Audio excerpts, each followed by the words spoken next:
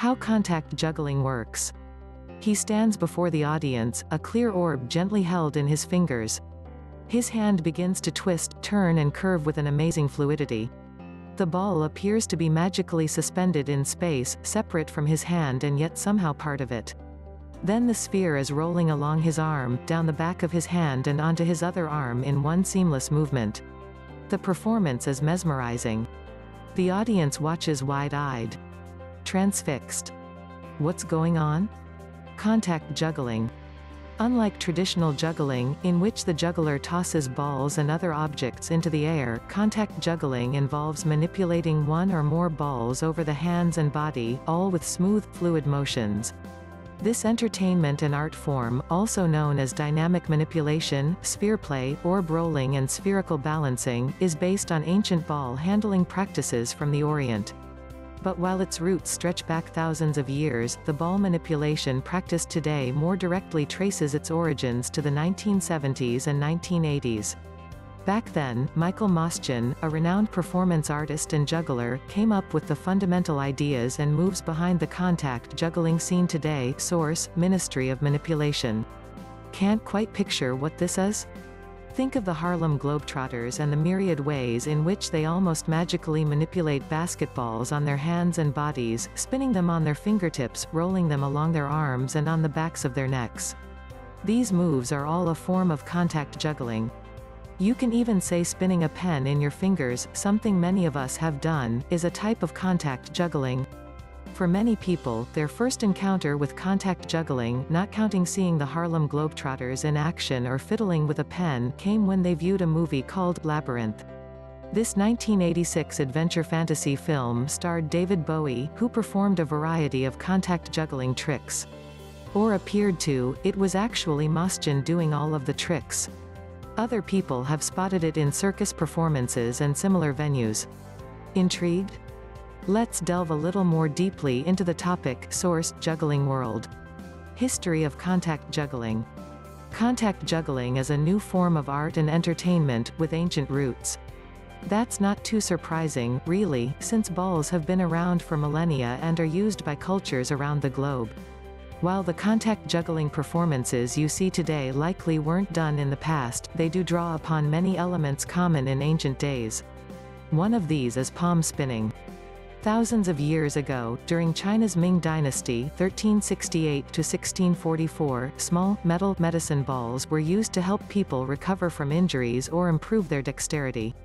A person would take 2 or more balls in each hand, then rotate them in his palms. That's quite similar to the movements today's contact jugglers do when palm spinning. Source: Ministry of Manipulation.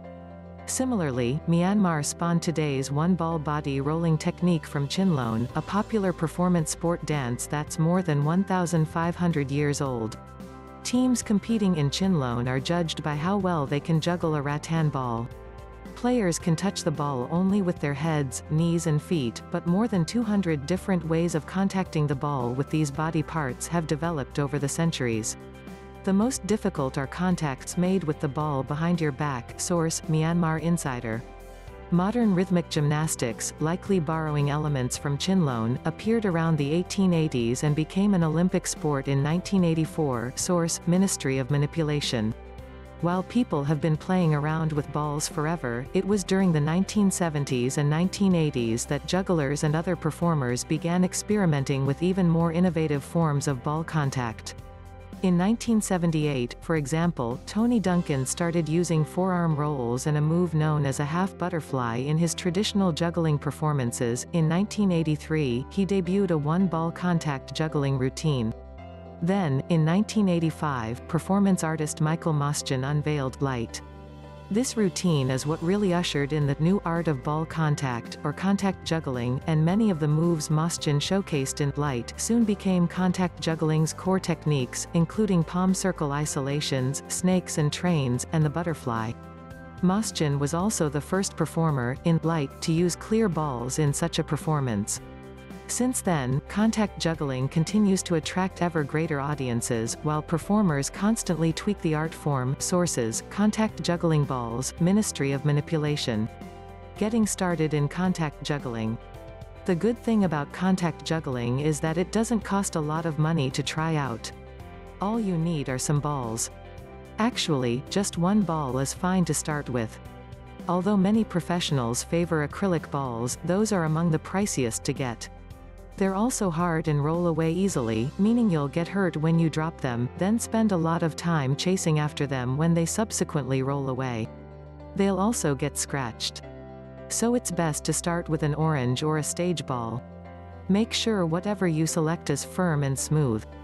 A squishy ball or object won't do, and a tennis ball is too small. Source: Juggling World.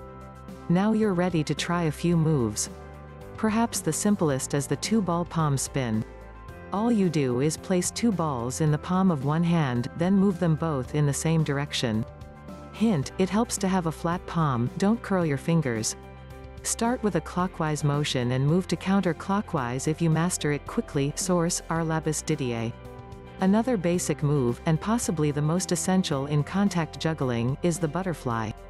This trick involves placing the ball on the back of your hand, then rolling it to your fingertips and into your palm. Your middle finger guides the ball during this move, while your hand makes a wave-like motion to help it along. Source: Juggling World. Keep in mind that even the most basic contact juggling moves take time to perfect, so don't get discouraged if you can't master them after a few days, or even weeks, of dedicated practice. You'll drop your balls a lot, too, so don't let that get you down. In fact, many contact jugglers prefer to practice standing over a bed, couch or similar surface so that when their ball drops, it hits a soft surface, not their toes, and can't roll too far away. Another popular option: practicing while seated. If you're a visual person, take advantage of the wealth of instructional videos online. And don't hesitate to track down a fellow contact juggler and ask for assistance. The contact juggling community is a friendly and close-knit one. Choosing the best ball. Want to get more serious about contact juggling? Then you do need to be particular about the balls you're working with. But which balls are best will depend on the type of contact juggling you like to do, in addition to a few other considerations, such as your experience level and whether you plan to be performing. The basic differences among contact juggling balls are their sizes and construction material. Balls generally run from about 2.5 inches (6.5 centimeters) to 5 inches (13 centimeters) or more and are crafted from hard, scratch-resistant acrylics or a variety of softer materials. 4-inch (10 centimeters) soft material balls are recommended for beginners working on basic one-ball maneuvers, as they're easier to work with. Professionals also prefer 4-inch balls, although theirs are typically made of acrylic. Sources: Ministry of Manipulation, Serious Juggling. Think you'd like to work on body rolling, like chest rolls and arm rolls? Then you need a stage ball about 5 to 7.5 inches (13 to 19 centimeters). This makes them easier to roll along your body. Palm spinners, by contrast, should look for smaller balls, as palms are smaller than arms and legs. 2.5-inch balls work well. Source: Serious Juggling. Plan to be performing? Pros favor vibrantly colored balls for aesthetic purposes. Clear orbs that evoke a crystal ball-like appearance are also popular. Acrylic is their material of choice because of its supreme durability. Of course, if a professional performs some body rolling moves, he'll likely use a stage ball, which works better and is easier for the audience to see. Still a bit confused? Then buy a few balls of various sizes and materials. Luckily they're not that pricey. A 2.5-inch palm spinning ball is less than $20, for example, while a 4-inch acrylic ball is about $35. Source: Serious Juggling.